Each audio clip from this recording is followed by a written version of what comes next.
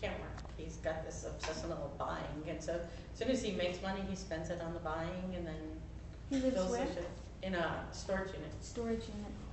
You know, but it's come to that you know, and he doesn't want to work on it, you know, despite Chris. Do you want to put this in a international context? I wonder, this particular piece, I think is so moving in that it's the wagon that like settled, like you think of this was the settlement of the West. And you think of, say, F. Scott Fitzgerald in Great Gatsby, where he talks about the promise of America, the great green breast of the world, that when people landed in New York and looked to the West, what they saw as possibility.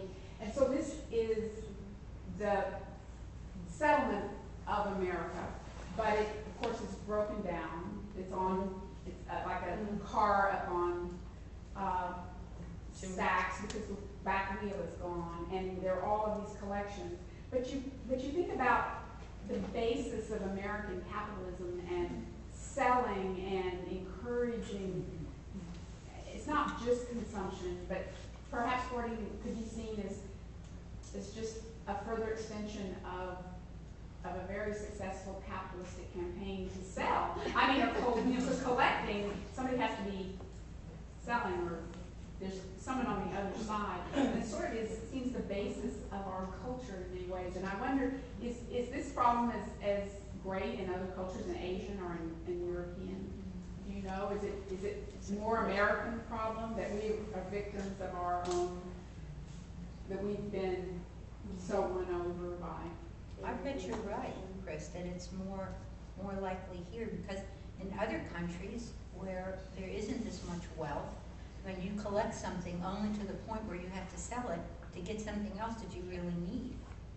If we think of, you know, major, huge metropolises, there are people going around collecting cans and collecting paper and collecting cardboard, but it's that process of collecting is in the service of obtaining something that meets a need rather than this consumerism. I'm thinking of, maybe you all saw this little snippet about one of the families of the Chilean miners, that when they welcomed him home, they had no money for balloons. So they put air in white plastic. They got many, many white plastic bags.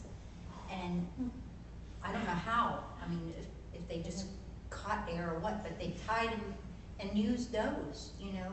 I mean, if that's the context, the socioeconomic context that you're dealing with, I guess you could say you collected bags, but you're certainly not going to be hoarding them. You find a use for them. Put them in your roof or on your shoes.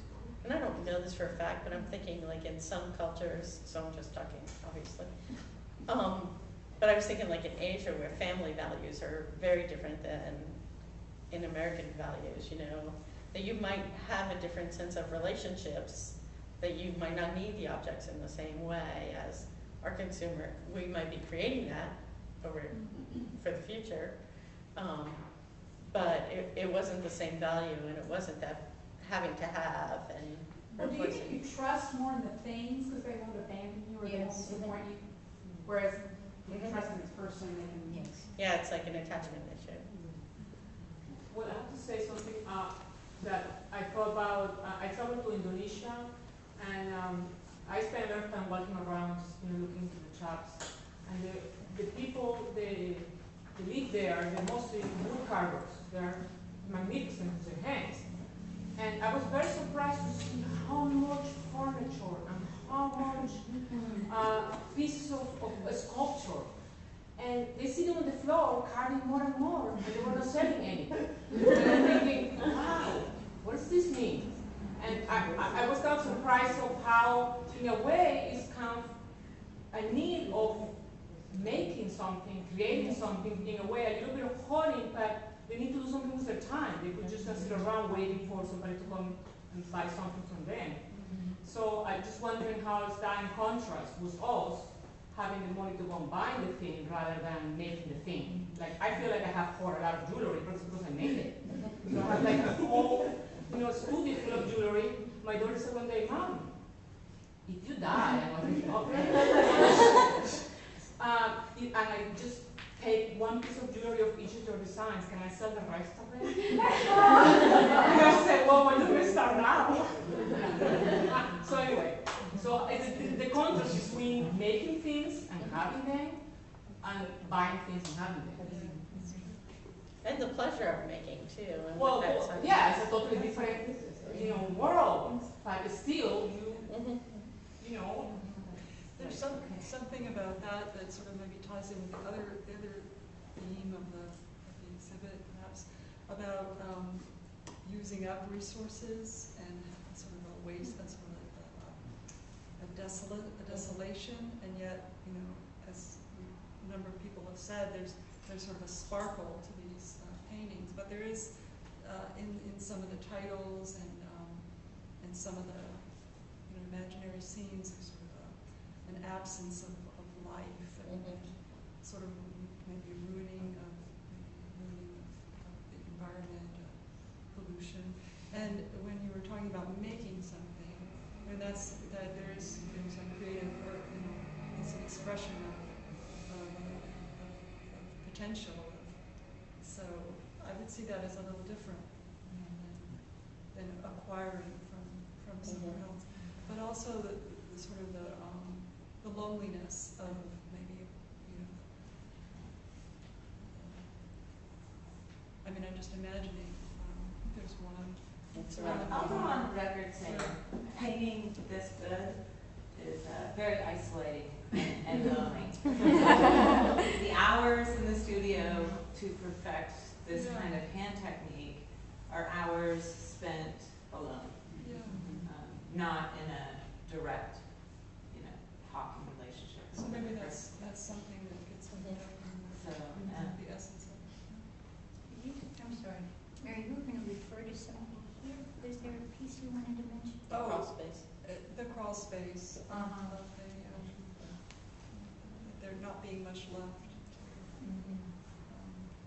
And there even looks like there's some bodies in the crawl space, like in the crash of it. It's around the corner here, you can't really see it in the corner.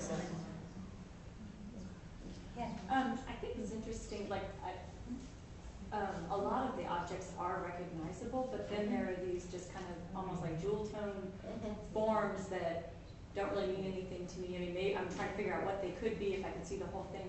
But I think that's kind of interesting that, you know, things that people collect might not make any sense, or hoard or whatever. They don't make any sense to people that come into their home. They're like, why are you keeping all of these toilet paper rolls, or, you know, or random things that, you know. But I think it's interesting that, you know, I do like some of the little forms, and I like finding things that I recognize, but then those other forms kind of just feel, I don't know, they're pretty, but I don't get it, you know. Like, I don't get It why. made me anxious. Yeah, exactly. It was like, this search to try to make sense of it. I mean, I can see, you know, tapes down here, and there's somewhere there's an I like umbrella where or I can something. recognize Right, things. but these other ones were like, hey, Yeah. they're kind of coming out at Yeah. me, and what are they? Yeah. So I think you're probably right. That's what it's like to be an outsider. It also made me think about, you know, back to your statement about collecting versus hoarding. Sometimes collecting, you have something in mind. You're going to collect plates or books or art, and hoarders take everything, you know, like, Because it doesn't have to be. purpose. Yeah. Maybe it does already. I'm kind of interested in, We were all pointing at the same time. I'm just kind of interested in hearing all of your opinions between the fine line between hoarding and collecting it as a distraction. Is there, in your opinion, you know, a difference? They're both, you know, this kind of distraction from something that you're really trying to gain, you know, especially when it becomes an increasing amount of, you know. I think collecting, and this fits in with something you were saying here, I think